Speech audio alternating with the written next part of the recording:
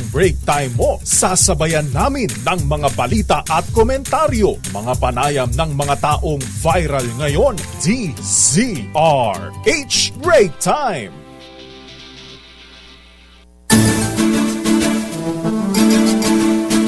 Magandang hapon, Luzon, Visayas, Mindanao. Happy International Women's Day. Yun!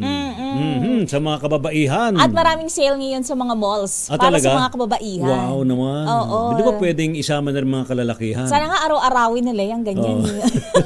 Sabi, bakit ba daw merong International Women's Day? Parang araw-araw naman na araw ng mga kababaihan. Abay, para ipakita sa ating mga kalalakihan na dapat nandiyan ang women's Ay, power. Women's totoo. power. Dahil powerful tayo ngayong araw na to. Thank Yes. God it's Friday. Makakasama niyo po sa isa na namang edisyon ng Break Time. Ako po, Thea Petro Corpuz. Ito po si Ray Siban. Ang alam po nila kay Mayor Deo Macalma. Tuloy-tuloy sa pagbabalita. Tuloy-tuloy sa serbisyo. Sama-sama tayo, Pilipino! DZRH Break Time! At para sa ating mga ulo ng ating mga nagbabagang balita, 5 barkong pandigma ng Amerika nagdatingan sa Subic para sa salaknib exercises ng Philippine-US. Chinese President Xi Jinping pinaghahanda ang kanilang Chinese military sa anumang maritime conflict. BRP Emilio Jacinto ng Philippine Navy itinalaga bilang captain ship para magbantay sa Philippine Rise at Batanes. Desisyon naman ng PNP na armasan ng semi-automatic rifle sa mga sibilyan. Todo suporta naman ng isang senador na dating PNP chief. Presyo ng petrolyo asahan ng katiting na rollback sa susunod na linggo. Meralco, may pagtaas naman sa singil sa kuryente ngayong buwan ng Marso. Dating Pangulong Rodrigo Duterte itinalaga bilang administrator ng mga ari-arian ng Kingdom of Jesus Christ. Ambulansya na disgrasya habang patungong ospital, driver at pasyente kapwa patay sa Negros Occidental. Samantala, PNR, tigil operasyon muna sa National Capital Region mula March 28 para magbigay daan sa North-South Commuter Railway Project. Yung mga mahilig sa long weekend. Yung kumalat na balitang holiday daw ang March 11 sa Lunes, abay fake news. Sorry, hindi. Tinawag kong fake news ng Malacanang. Okay. Better Hindi luck totoo. next life. At para sa detalye ng ating mga nagbabagang balita, dumating na sa Subic ang 5 barkong pandigma ng Amerika para sa isasagawang Salaknib 2024. Ang Salaknib 2024 ay ang prelude o paghanda para sa darating na balikatan joint exercises ng US at Philippine military. Dala ng mga naturang barko ang mga kagamitan na kailangan sa joint military exercise ng Amerika at Pilipinas tulad ng mga bala, tangke at maging jet fuel. Aarangkada ang joint military exercises ng US at Pilipinas sa buwan ng Abril hanggang Mayo. Ipinoste naman o idineploy po ng Philippine Navy ang itinuturing nitong captain ship ng Jacinto class patrol vessel sa may San Fernando, La Union. Ayon po sa Naval Forces Northern Luzon, pangunahan daw po ng BRP Emilio Jacinto ang pagbabantay sa maritime territory ng bansa hanggang sa Batanes at maging sa Philippine Rise o yung pong dating Benham Rise. Mula sa dati nitong assignment sa West Philippine Sea, dumating na sa Northern Luzon Command ng BRP Emilio Jacinto kasama naman ang 6 na pong tripulante nito. Bago po nito, inatasan po ni Defense Secretary Gibo Teodoro ang Armed Forces of the Philippines na paramihin ang mga sundalo at pagkapatrolya nito sa dulong hilagang Luzon o maging sa dulong hilaga ng bansa. Samantala, pinaghahanda ni Chinese President Xi Jinping ang kanilang militar para sa maritime conflicts. Ito ang inihayag ni Xi Jinping sa pulong kasama ang sandatahang lakas ng China sa gitna ng tensyon sa East at South China Sea. Hinimok pa ng Pangulo ng China sa kanilang militar na palakasin ang strategic capabilities sa cyberspace at outer space. Sa impormasyon ng Hong Kong media, sinabi umano ng isang senior Chinese Navy officer na sinisimulan na nilang bumuo ng ika-4 na aircraft carrier. Hindi pa tukoy sa ngayon kung ang naturang warship ay gagawing nuclear-powered. Ika-4 na aircraft So carrier. meron. Wow. Meron na silang 3 kasi may ika-4 na. Saka nakita ng araw ng US yung parang ano ba yun? Shipyard. Nakita ng satellite. Abay, mas malaki pa pala yun sa China kaysa sa US. Kano kaya katibay yun? Yun. Made in China naman. Pero marami. So, we can never be too sure. And paano natin ngayon paghahandaan kapag ganito na meron din silang paghahandang ginagawa? Abay, kailangan na rin tayo magkaroon ng aircraft carrier. Meron ba tayo? Baka bigla tayong bigyan. After ng salaknib ba yan? Oo. Sana nga, Sana all. Samantala, pabor si Senador Ronald Bato de la Rosa na magmay-ari ng matataas sa kalibre ng baril ang mga sibilyan. Ayon po kay De La Rosa, makababawas daw po sa bilang ng mga loose firearm ang inamyandahang probisyong ito ng firearms law sa bansa. Ito po ay dahil naman sa mairerehistro na ng publiko ang kanilang mga semi-automatic rifle at mababawasan pa niya ang mga gumagamit ito para naman sa krimen. Tiwala rin po si De La Rosa na dating PNP chief na hindi mangyayari sa Pilipinas ang mga mass shooting sa ibang bansa tulad sa US. Malayo yan mangyari sa atin, Jerry, no? Kasi matagal naman tayo may mga armas yung mga Pilipino, pero wala pa naman tayo nakitang ganyan, no? Na namamaril na lang ng walang rason, walang kadahilanan. Lahat ng shooting incidents na nangyari sa Pilipinas ay may motive talaga. There is a motive. Criminal intent, meron talaga. Hindi yung siraulo lang na basta na lang mamamaril. Namamaril lang o hindi yan na Pilipino. Mga Amerikano lang ganyan, Jerry. Mga Amerikano lang, hindi tayo. Yan po ang tinig, mga kaibigan, ni Senador Bato de la Rosa. Sa iba pang balita, may namumurong tapyas presyo sa Yun. mga produktong petrolyo sa susunod na linggo. Sa pagtaya ng Oil Industry Management Bureau, posibleng mag-rollback ng 50 sentimo hanggang 80 sentimo ang kada litro ng gasolina. Asahan namang tatapyasan ng 20 hanggang 50 sentimo ang kada litro ng Parang diesel. hindi ka masaya. Bakit? Pero sana 50, di ba? Sana walang piso, no? Pero parang wala pa akong nag-rollback na na-experience na 5 pesos. Oo.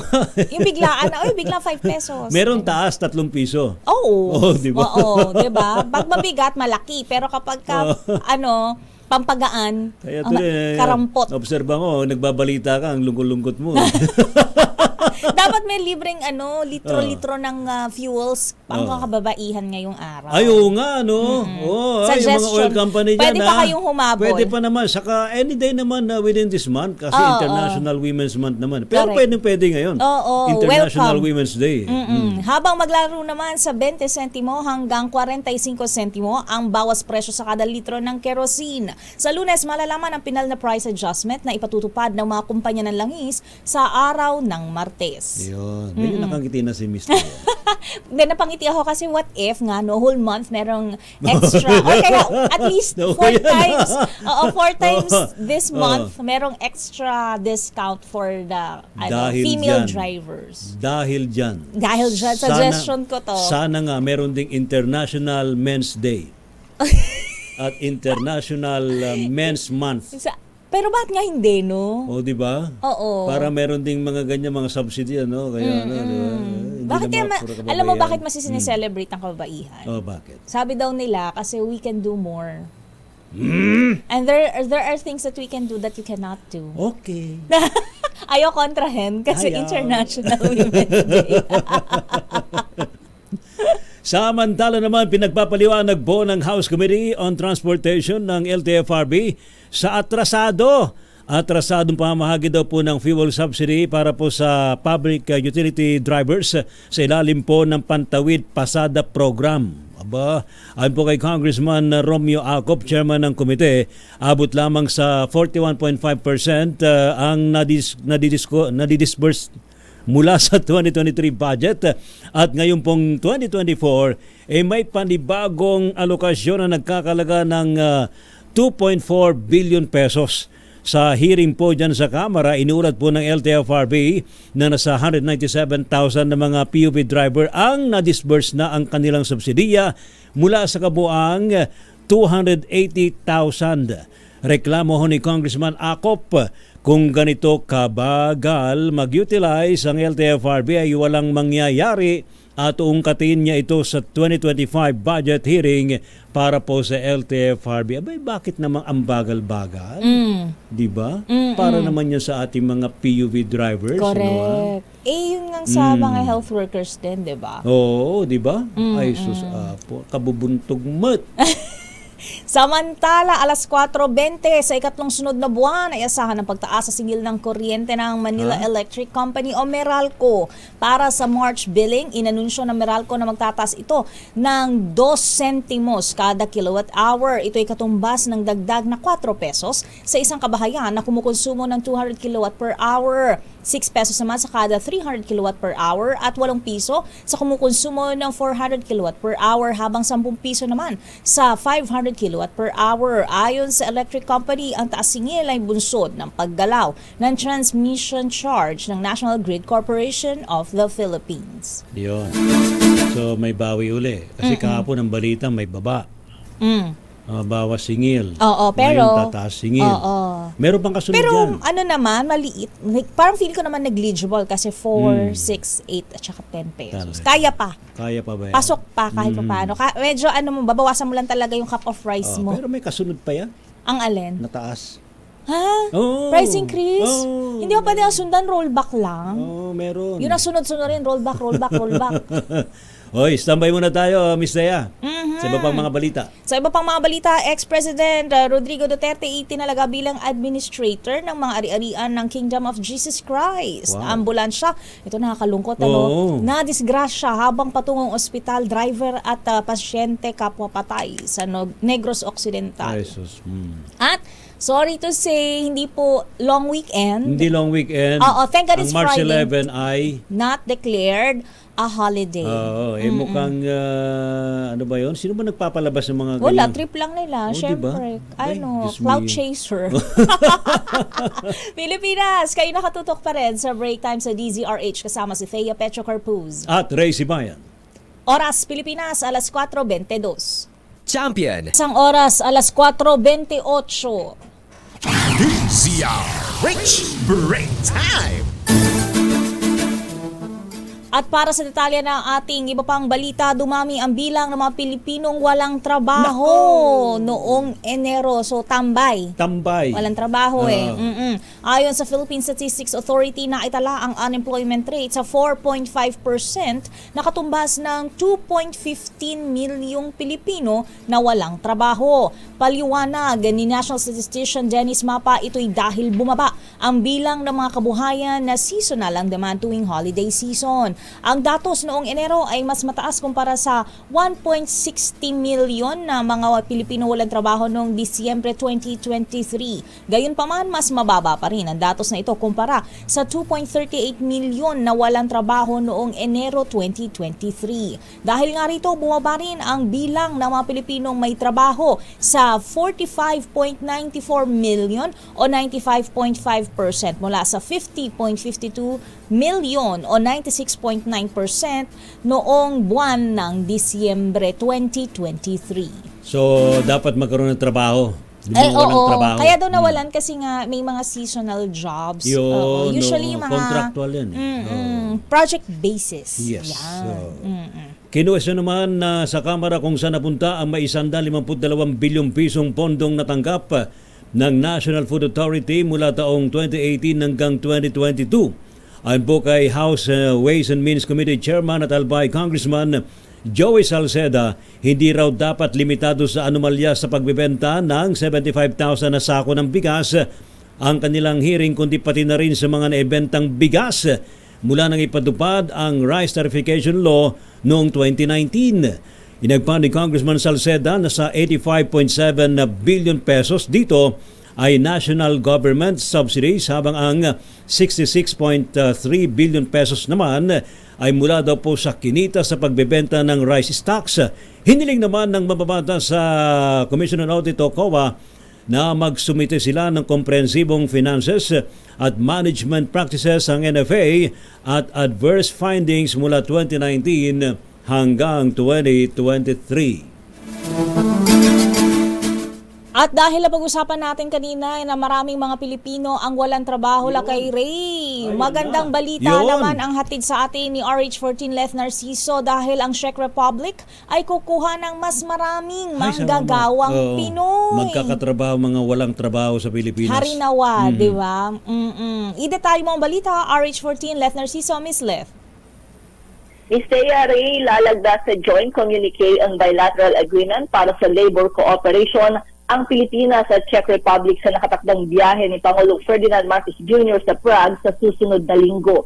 Sa pre-departure briefing sa Malacanang, sinabi ni DFA Assistant Secretary Maria Elena Algabret na interesado ang Czech na kumuha ng karagdagang mga manggagawang Pilipino. Sa katunayan, inanunsyoan niya ng European country na mula 5,000 noong Enero ay gagawin ng 10,000 ang taunang kota nito simula sa Mayo para sa Filipino workers. Sabi ni Algabret, bilid kasi ang mga ito sa husay ng mga Pilipino sa trabaho, mapa-skilled o professional works.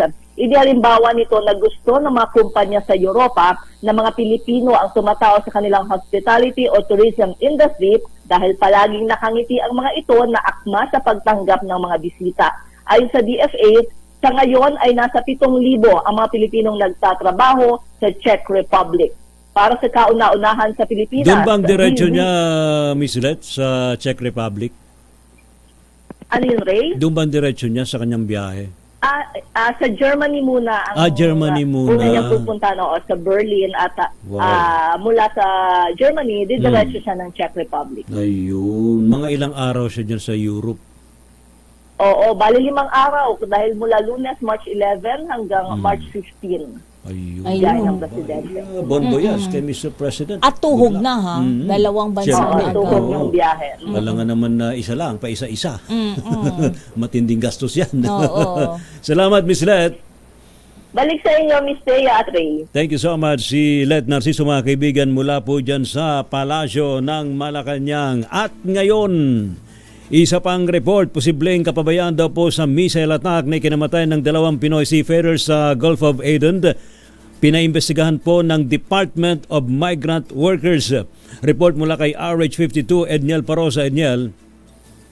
Ray at Ms. Thea, pinaiimbestigahan ng Department of Migrant Workers kung posibleng may kapabayaan ng barkong True Confidence na ito'y tirahin ng missile ng Yemeni group na Houthi sa Gulf of Aden. Ayon kay DMW Officer in Charge Hans Leo Kakdak, pinasisilip na niya sa Filipino Manning Agency ang ulat na niradyoan pa ng rebel group itong barko pero hindi ito nagre-route dahilan ng nasabing missile strike sa isang press briefing sa Mandaluyong City. Aminado o inamin ni Kakdak na mahalagang mabigyan linaw ang naturang issue upang matukoy yung mga dapat pangatawanan ng ship owner na pag-aari ng isang kumpanyang Griego. Bukod dito, hihingi rin umano ng opinyon ng DMW sa mga maritime expert ay International Bargaining Forum mismo para mapag-aralan ang pananagutan sa insidente. Pakinggan natin si US Kakdak. Mahalagang bahagi yan ng pag-iimbestiga namin para malaman namin kung ano talaga nangyari at kung merong mga pagkukulang na kailangan pangatawanan. Nabatid na kabilang ng Gulf of Aden sa mga deklarado bilang high-risk zone o high-risk area kung saan pwedeng humindi sa paglalayag ang isang seafarer. Doble ang sahod at kompensasyon ng isang papayag at dapat pwede ang rerouting ng sakyang pandagat na may kaukulang bantay na security forces. Ang pagkasawi ng 2 Pinoy at pagkakasugat ng 3 iba pa ay ang unang kaso ng casualty sa serye ng pag-atake ng Houthi sa Red Sea bilang pakikisimpatya sa Palestine sa gitna ng giyera ng Hamas laban sa Israel. Para sa kauna-unahan sa Pilipinas, Edniel. H. Lakay. Kailan may uuwi yung bangkay ng 2 Pinoy? Hanggang sa mga oras na ito, Ray, hindi pa rin nahuhugot doon sa... Talaga? Doon pa rin? Oo, nilamon ng apoy kasi ito Maliban kasi sa mga strikers nilamon ng apoy itong True Confidence. Ngayong araw na ito, ongoing yung salvaging operations kung tawagin o yung pinaka-retrieval. At yan ang inaantabayan ng DMW kung anong magiging update. Dahil ang bahala dyan sa retrieval na yan ay hindi gobyerno ng Pilipinas kundi yung shipping company o yung mother company ng nasabing barko. Pero sandali, yung bang barko na yun ay talaga inakyat ng mga rebelde pagkatapos yung missile attack? Hindi yan kumpirmado rin, pero malamang sa malamang malabo yan dahil pagkatama ng missile, ano na siya nilamon na ng apoy itong barko. Ang nangyari, So hindi yung mga- sinundan ng ground attack, ano Oo, yung mga kaya nakaligtas yung iba, parang kumbaga SOP ng emergency evacuation na talagang tumalon sa tubig. At Ayun. hindi na kaya yun yung dahilan kung bakit wala rin talagang rescuers na naka-rescue per se doon sa nangyaring insidente. Bagkus yung mga security forces gaya ng Indian Navy ay nandun sa lugar para magpatrolya at hindi sumaklolo doon sa mga nasa loob. Yung mga nadampot na survivors, nadampot na sila doon sa palutang-lutang sa Gulf of Aden. kumusta naman yung dalawang sinasabing critical ba o okay na yung kalagayan nila? Yung mga nasugatan? Okay na, Ray. Ang update kanina ni Yusek Kakdak sa DZRH ay stable na ang kalagayan. Itong tatlo pala ito, no? Hindi lang pala dalawa, tatlo. Tatlo pala ito. Tatlong Pinoy, stable na yung kalagayan. malubha na okay na yung sila ngayon. Malubha kahapon. Oo, correct. Stable na raw ngayon at naka-video call na rin ang DMW, yung 10 survivors at nasa mabuti na rin kalagayan. Inaayos yung repatriation ng mga ito at wala pa rin petsa pero ang sigurado ay iuwi rin sila dito sa Pilipinas. Alright. Thank you, Adniel. Balik sa inyo, Ray at Thea. Samantala, Senado posibleng pumayag sa online attendance sa hearing ni Pastor Apollo Quiboloy sa isang kondisyon. Ano? Anong kondisyon? Ano? Ano ang kondisyon? Idetalye Sabihin mo yan, Laki dali Raymond. lang. Ito na nga, RH28 Raymond at Paas Raymond. Ano daw? May gigil na si Ray. Anong kondisyon na kayo? Kay Ray, posibleng pumayag ang Senado sa mungkahing maging hybrid ang kanilang hearing sa Senate Committee on Women and Children na at payagang makadalo online si Pastor Apollo Quiboloy ng Kingdom of Jesus Christ. Ngunit, kailangan muna itong sumunod sa isang kondisyon.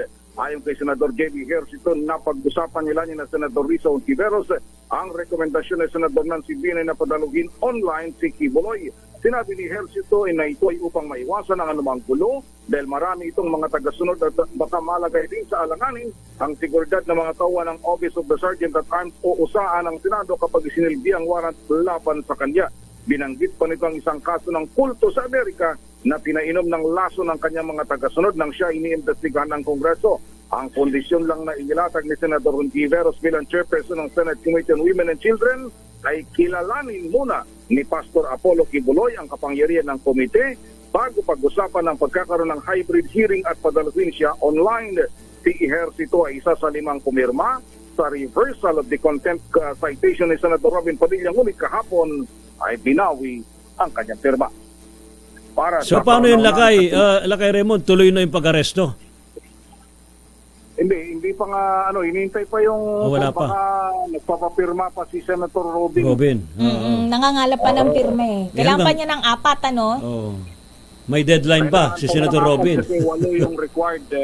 Ang hanggang Martes na lang yan. Hanggang Martes. Next week. Pag umabot sa 8, pwedeng may santabi ang warrant. Pero pag hindi umabot sa 8, hihingin ni Senator Risa na mag-issue Senate President Zubiri ng warrant kay Quiboloy. Wala bang parinig man lang yung kampo ni Pastor Quiboloy? Anong gagawin nila? Wala, yun ang problema. Matapos na itinanggap yung subpoena nung nakaraan ay wala ng communication. Quiet lang sila. Quiet.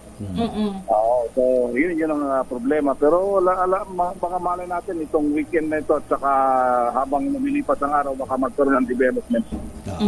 Alright, thank you Lakay. Para sa kauna-una sa Pilipinas, DZRH, ito si Raymond Dataas, tuloy-tuloy sa pagmawalita. Tuloy-tuloy sa service, sama-sama tayo, Pilipinas. Thank you. Salamat Lakay Raymond Dadpaas mula dyan sa Senado. Talaga masalimod din itong kinakarap na kaso niya, ni Pastor Quiboloy. Samantala, itatayong Philippine Cancer Center, layunin daw po na mabigyan affordable and accessible healthcare ang mga kababayan na may naturang karamdaman itong cancer. Ating alamin sa report ni RH12, Milky Rigunan. Milky. Rhea Tea, pinangunahan ni House Speaker Martin Romualdez ang groundbreaking na itatayong Philippine Cancer Center sa Quezon City. Ang kay Romualdez na ng Marcos Jr. Administration na mabigyan ang mga kababayan natin na may sakit ng cancer ng comprehensive, accessible, and affordable healthcare. Ang House Committee on Appropriations na pinamumunuan ni ako Bicol Party List Representative Elizalde Co ay naglaan ng pondo para maibigay ang fixed assets and critical services ng Philippine Cancer Center.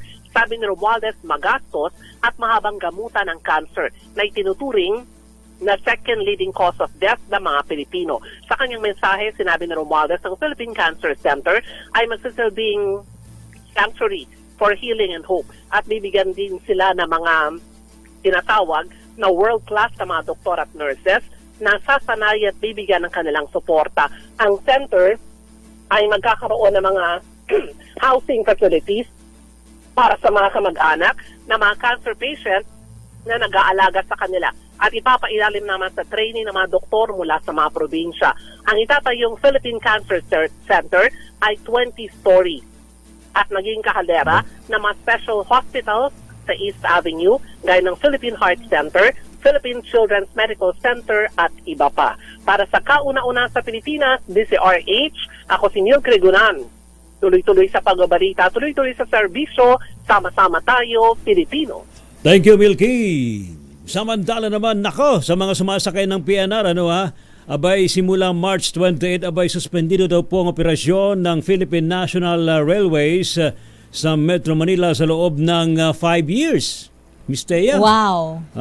Ito'y para bigyan daan ng konstruksyon sa North-South Commuter Railway Project. Ayon po sa PNR, pansamantala munang matitigil ang mga biyahe sa magkabilang dulo ng PNR sa Governor Pascual, Tutuban at Tutuban-Alabang Station. At para dyan, Miss Tea. Andito sa ating linya ngayon si DOTR Undersecretary for Railways, Sir Jeremy Regino. Magandang hapon. Yusek, sir, magandang hapon po sa inyo. Magandang hapon po sa inyo. Magandang hapon din po sa ating mga tagapakinig. Si Ray Sibayan and Miss Tea Petro Corpus, Yusek. Yusek, matanong ko na, ilan po sa inyong pagtaya, ilang mga pasahero ang maapektuhan ng tigil operasyon ng PNR? During the peak hours po, peak season po, that's from October to December, ang peak passengers po natin ay 25,000. Wow. Sa ngayon po, mga 20,000 passengers po ang maapektuhan ng ating suspension ng operasyon po ng PNR. Pero tama po, Yusek, no? 5 years? Suspended? Opo, 5 taon po itong gagawin ho, ang North-South Commuter Rail po. Kaya po, ang susunod na biyahing PNR, hindi na po yung mga lumang bagon, kundi elevated na po, nasa taas na po tayo, katulad po ng Line 1, Line 2, at saka Line 3. At saka go ahead po, sir. At saka hindi na po diesel powered yung mga tren natin, kundi electric na ho. At saka biyamak pong mas safe ho ito, safer ho ito kasi may signaling system na po. At saka wala na pong tumatawid ng right of way po kasi nasa taas po. Bukod sa riyan ay ang sufficiente na magiging bagon natin sapagkat every 15 minutes po merong pong bagong biyahe. Aside from that po, ang maximum speed po ng bagon natin is 120 kilometers per hour. So ito po ay babagtas po mula Clark, tatawid po ng Metro Manila papuntang Calamba. At galing pong Calamba, tatawid po ng Metro Manila papuntang Clark. So ibig sabihin po, tuloy-tuloy po ang biyahe ho natin dito at mababawasan ho by 30 minutes, by 1/2 ng regular na biyahe natin ngayon. Ang biyaheng NSCR pag natapos na ho natin itong proyektong to. Matanong ko na lang din, sir, kasi nabanggit na mula Governor Pascual hanggang Tutuban. So meron pa po bang mga matitirang stasyon ang PNR? Or totally closed na po? Salamat po sa tanong na yan. Ang biyahe pong PNR mula Calamba hanggang Lucena ay tuloy pa Tuloy, po. At yun. saka, sa ngayon po, si Pocot, Camarines Sur hanggang Naga at Naga, Legazpi City, tuloy pa ho yan. Bukod sa riyan po, madadagdagan na po sila ng biyahe sapagkat yung mga bagon ho na hindi na ho natin gagamitin dito sa Metro Manila, Pwede na ay Ilalagay naman din. gagamitin natin doon sa Southern Tagalog at saka Bicol.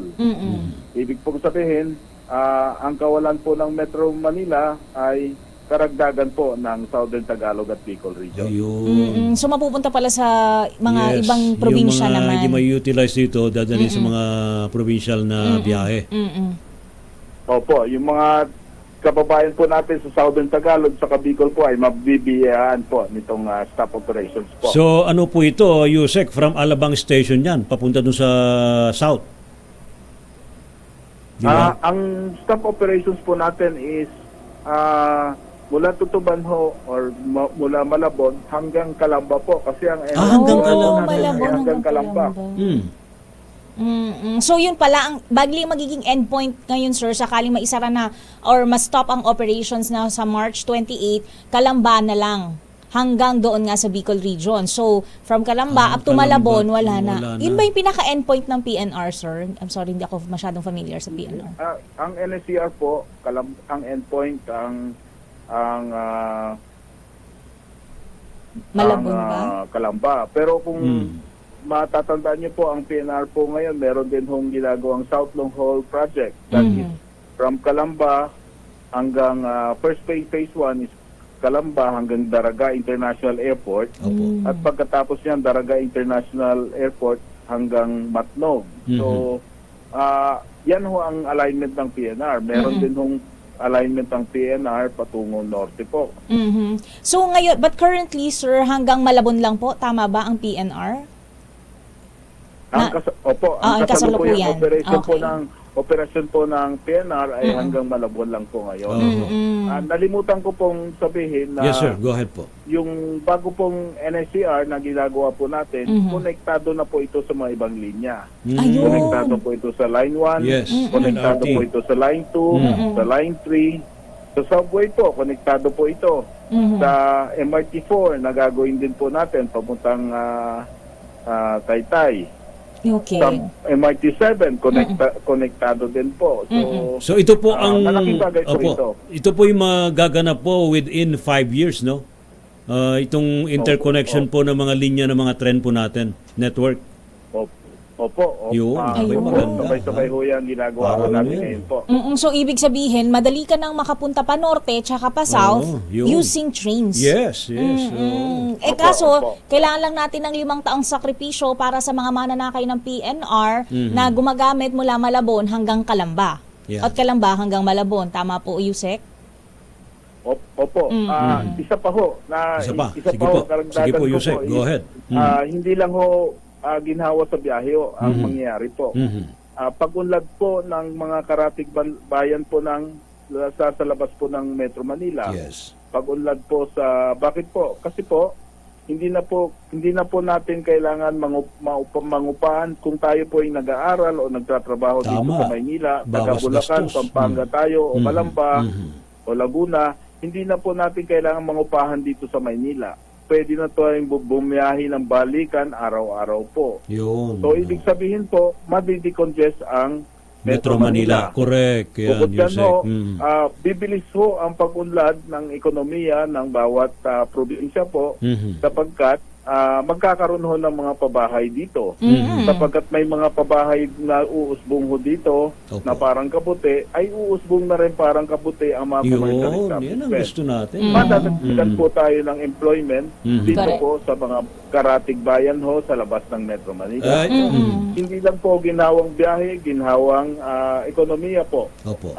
Saka trabaho po ang ibig sabihin po nito. Yusek, tatanong ko lang ho, ito ho bang biyahe na PNR pwede na ma-extend hanggang sa Ilocos? Kasi dati bumibiyahe ang PNR ng papuntang La Union dati. Meron. Oh yes. Dekada 70. Meron na po tayong ginagawang feasibility study ngayon papuntang norte po. So, Opo. siyempre hindi ho tayo kontento na hanggang Clark lang po ang biyahe ng pasaporte Yes, natin. oo naman. Oo, yan. Now, ang question, Yusek, may possibility po ba na umiksi yung 5 years o mag-extend pa tayo sa construction beyond 5 years? Well, ayan ho ay depende ho sa right-of-way acquisition natin sa speed of right-of-way acquisition. Yes. Pero meron na ho tayong usapan sa mga kontraktor po pag napabilis ho natin ang ating right-of-way acquisition at saka resettlement ng informal settlers. Nangako po sila na kanilang pabibilisin din po ang kanilang ang kanilang konstruksyon sapagkat gusto rin po nilang matapos ng maaga. Yun. Salamat, Yusek, sa inyo binigay sa amin ng mga impormasyon na talagang excited po tayong lahat dito po sa modernisasyon ng ating railway system. Salamat, Yusek. Maraming salamat din po. Thank you so much. Nakasama natin Yusek ng DOTR4 Railways, Jeremy Regino, Pilipinas. Ang oras kulang-kulang 9 na minuto bago mag alas 5.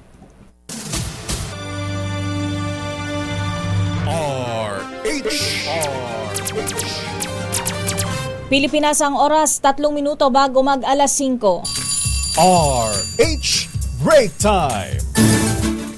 Itinalaga si dating Pangulong Rodrigo Duterte bilang administrador ng mga ari-arian ng Kingdom of Jesus Christ ni Pastor Apollo Kibuloy. Ito ay kasunod ng utos ng Korte sa Amerika na buksan na ang warrant of arrest laban sa pastor. Ang pagkakatalaga inanunsyo ng SMNI ngayong araw. Wala namang binanggit na detalye hinggil sa sakop ng magiging trabaho ni Duterte sa kanyang spiritual advisor. Hanggang ngayon ay nagtatago pa rin ang pastor sa kabila ng inisyong sabpina ng Senado at Kamara. Samantala, patay naman sa aksidente ang ambulance driver at sakay nitong stroke patient sa Toboso, Negros Occidental. Ayon po kay Police Major Junray Batadlan, ang driver po ay kinilalang si Richard Cordovo. Isa po ay ang pasyente naman ay kinilalang si Elojailo Bayona. Sakay din po ng ambulansya ang isang midwife, isang kaanak ho ng pasyente at anak ng driver na nagtamo naman ng minor injuries. Ayon po kay Batadlan, nawalan daw po ng kontrol si Cordova sa minamanehong ambulansya habang patungo sa ospital ng Sagay, Negros Occidental. Naku, nakakalungkot naman yan. Accident-prone area kaya yung napangyarihan ng aksidente. Nawalan pala ng control. Naku naman. Syempre kasi given naman natin yan, napaspas ng yan ospital. Ingat po tayo sa pagmamaneho. Yan.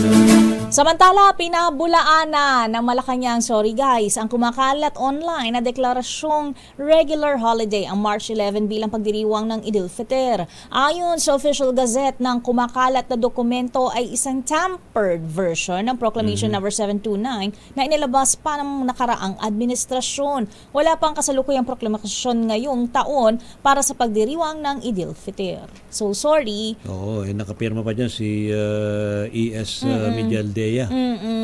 May mga adelantado, nag-file agad. Ay, sabi niya, wow! Long weekend! Long weekend. Hindi, basag trip daw. Talaga naman. At ngayon, ito na tayo sa ating showbiz. Si Andy Eigenman, hindi isinasara ang pintuan sa pagbabalik showbiz. Ayan. Palagay ko naman kasi both parents niya. Naman, showbiz, diba? Ating alamin ng report mula kay showbiz princess, Miss Alia Katlo. Miss Alia. Kay Miss Thea, bagamat malungkot pa rin sa pagpanaw ni Jacqueline Jose, maayos naman na raw na nakakausap at ngumingiti na si Andy Eigenman. Sa kwentuhan umano ni OG Diaz kay Andy, aware ang dating aktres sa mga pambaba sa kanya. Pero hindi na siya nagpapa-apekto dahil hindi naman na raw siya artista. At may sariling buhay na sa Siargao kasama ang pamilya.